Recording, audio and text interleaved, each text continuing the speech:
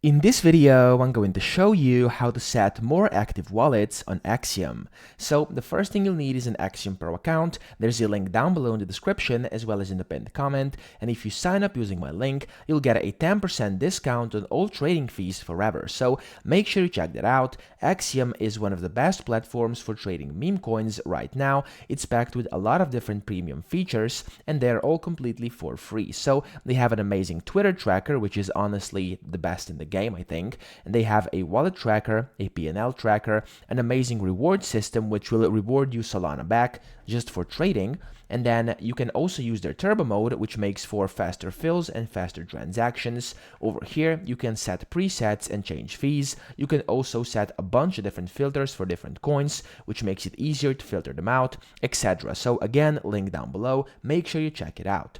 Now, to set more active wallets, this has now been a new update inside Axiom, and if you go to portfolio up here at the top, you can now have up to 25 active wallets. Yes, you heard that right. You can have 25 active wallets at the exact same time. And to do this, it's actually very simple. So you can just click over here where you can see this kind of blue square. Just click on that and you'll make it active. So it says set as an active wallet, and then up here it's going to say how many wallets you have active. You can also see them down here. So if you click on this button, you can just make them active or inactive by clicking over here. And if you want a new wallet, you can just create it by clicking create wallet.